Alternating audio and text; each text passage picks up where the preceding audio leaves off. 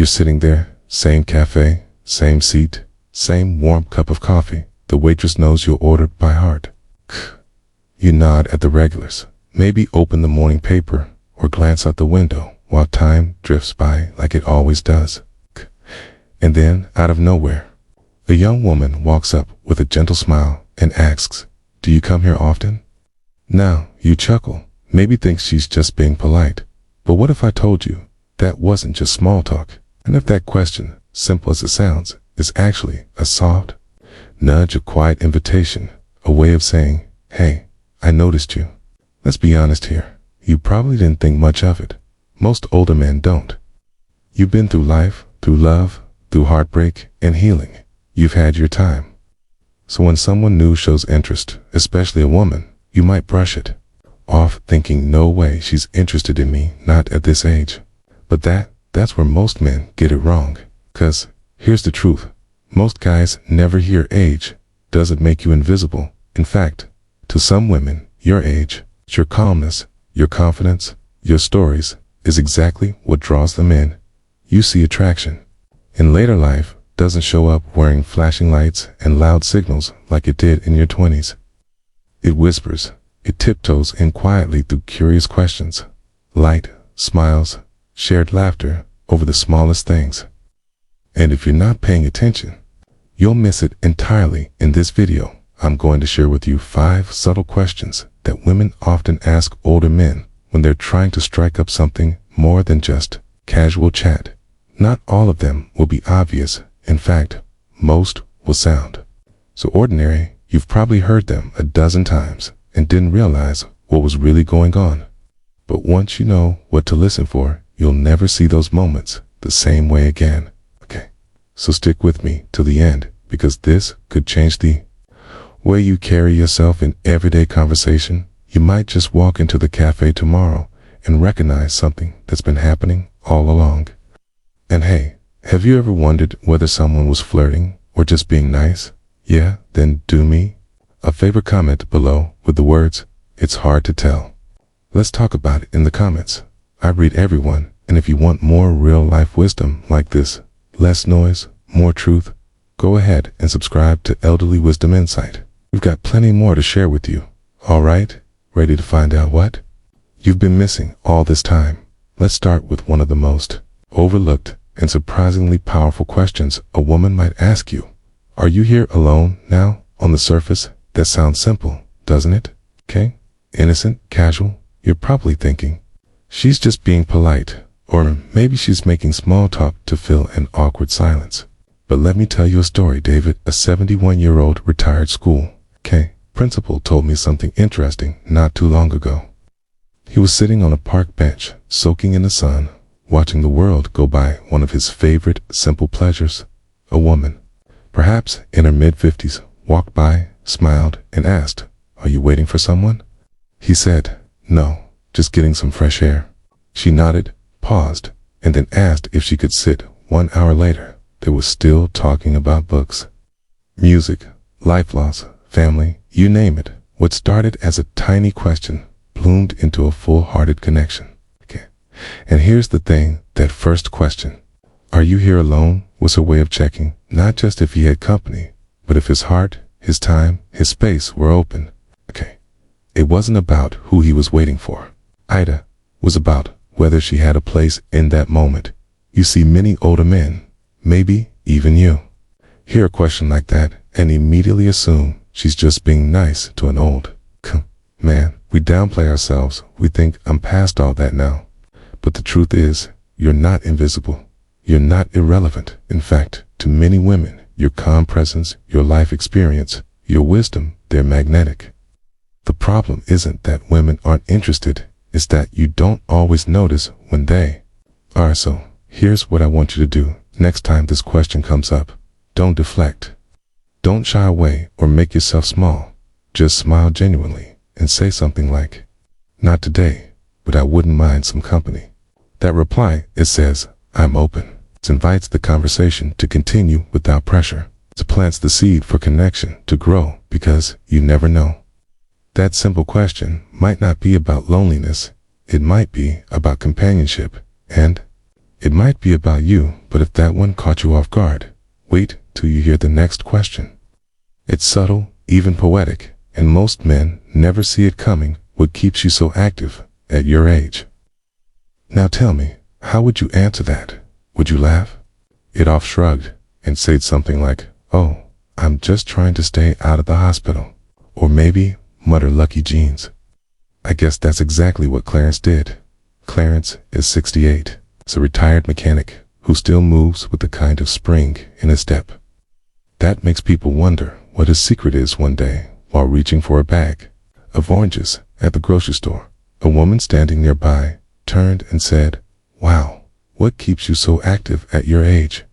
He thought it was just a polite compliment, someone being nice to the older guy in the aisle. So he chuckled and replied, "Oh, I'm just trying to keep these knees from locking up." She smiled politely and walked away. But what Clarence didn't realize, what most men don't, is that she wasn't just commenting on his health.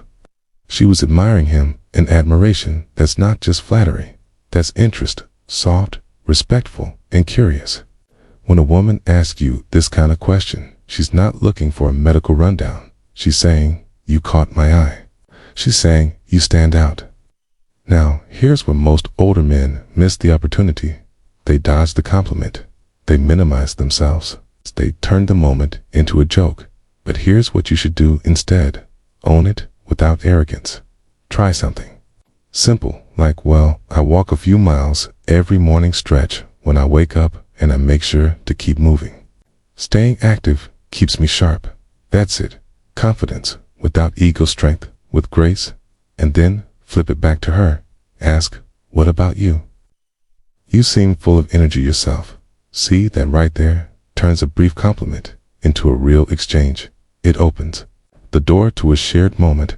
It shows her that you're not just healthy, you're also attentive, engaged, available. Because here's the truth. As we age, a lot of people expect us to slow down, sit still, fade into the background. So when someone sees you thriving, they're drawn in, and sometimes, just sometimes, that admiration is the first flicker of something more. So next time someone asks you what keeps you going, don't just dismiss it. Respond with heart, speak with pride, and leave the door open. Because you never know who might want to walk through it. Now, the third question is the kind that slips in so quietly, you don't even hear it coming. It's soft, it's innocent, and it usually begins with 4 little words. Do you mind if it may sound like nothing, but might actually mean everything? Do you mind if I sit here now? Picture this. It's a quiet afternoon. The sun's out. The breeze is just right. You're sitting on a bench, maybe at the park or outside the library, letting your thoughts drift in that peaceful way they do when you're not in a rush. Then you hear it, a soft voice. "Do you mind if I sit here?" You glance up. She's smiling. Not too much, not too little, just enough to make it feel warm. You nod, shift over a bit to give her room, and return to your thoughts. And that's it, or so you think. But what if that wasn't just about the bench? What if that simple question, gentle and not intrusive, was her way of getting just a little closer? Not physically, but socially, emotionally. What if she chose to spot your bench, your company, on purpose? You see, studies on social proximity have shown something fascinating. When 2 people sit side by side, instead of across from each other, the emotional barrier between them drops. Theirs less pressure, less formality, more openness. So when a woman asks if she can sit next to you when she could have easily picked a dozen other empty spots, that is not random. It's a subtle signal, a gentle ask, "Can I share this moment with you?" But here's where it gets tricky. Most older men, being raised in a time when courtesy was second nature, assume it's just good manners. They think she's just tired or being polite. But often it's more than that. It's a way to start a connection without coming on too strong, a safe, respectful way to say, "You seem like someone I'd like to talk to." So what do? You welcome the moment. You don't need to force conversation or put on a show. Just turn slightly toward her, give her a genuine smile, and maybe ask something simple, like, "Beautiful day, isn't it?" Or, "Do you come here often?" Yes, that question goes both ways. Then let it flow. Don't overthink it. Don't question your worth. Just be present. Because here's the truth, my friend. Sometimes a shared bench can lead to a shared story. And sometimes that story begins with 7 quiet words. Do you mind if I sit here? But that's just the beginning of the conversation. Now imagine she turns to you with real interest in her eyes and asks, what did you used to do for work? That's not just curiosity. That's connection, knocking. Let's talk about it now. Here's a question that might seem purely casual on the outside, but it's packed with meaning underneath. What did you used to do for work? It sounds simple enough, but when a woman asks you this, especially in a quiet, relaxed moment, she's not just trying to fill the silence. She's inviting you to tell her who you are without directly asking, let me tell you about Thomas. Thomas is a 74-year-old widower. He spent most of his life designing buildings, pouring his creativity into architecture, turning blueprints into homes. One day, sitting at a small cafe downtown, he struck up a conversation with a woman who was visiting from out of town. After a few minutes of light talk, weather, coffee, local spots, she looked at him and asked, what did you used to do? At first, he hesitated. He almost gave the usual quick answer, I was an architect. But something about her eyes, the way she leaned in like she actually wanted to know, made him pause.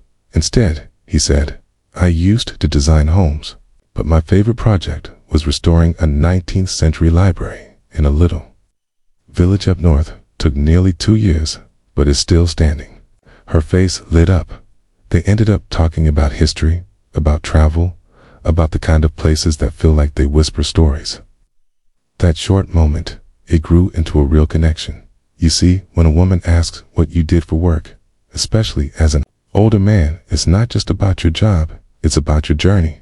She wants to know what lit you up, what challenges you faced, what kept you going. It's a way of saying, I respect where you've been, I want to understand you. But here's the catch. Most men shrugged it off. Oh, I just worked in banking. Nothing special. Just kept the bills paid. Okay? And that shuts the door before the connection even starts. So, here's what you should do. Don't list a title. Tell a story, not your entire resume, just a piece of your path that meant something to you. Maybe it was your first job. Maybe it was a time you took a risk that paid off, or didn't. Maybe it was something small, like a lesson your old boss taught you, that stuck with you forever. When you share those stories, you're not bragging, you're revealing. You're showing character, not credentials. And that's how you go from a stranger with gray hair to a man with soul, substance, and something to say. So next time someone asks you what you used to do, don't downplay it. Tell them the story, because your work wasn't just a paycheck, it was part of your legacy. And now we've come to the last one, the most innocent sounding, and yet the boldest question of all 5 simple words. Do you come here often? Let's unpack it together, because once you hear what it really means, you'll never brush it off again. Do you come here often? Yeah, I know it sounds like a cheesy line out of an old movie, right? Like something you'd hear at a smoky bar in the 70s. But don't be so quick to write it off, cause cliches exist for a reason. They work. You see, this question isn't about gathering information. It's about gently testing the water. It's soft. It's low risk. It's a way for someone to start a conversation without making it obvious that they're trying to let me paint the picture. You're sitting at your usual cafe, sipping coffee. You've probably been there a dozen times before. Same seat, same view, maybe even the same pastry. Then a woman, maybe a few tables away, strikes up a bit of eye contact, and eventually she wanders over and says, almost casually, do you come here often? Now, you might be tempted to brush it off. You might think she's just being friendly, or worse, she's just making small talk with an old man. But here's what most men never realize. That question is not about the coffee shop. It's about you. She's filling you out.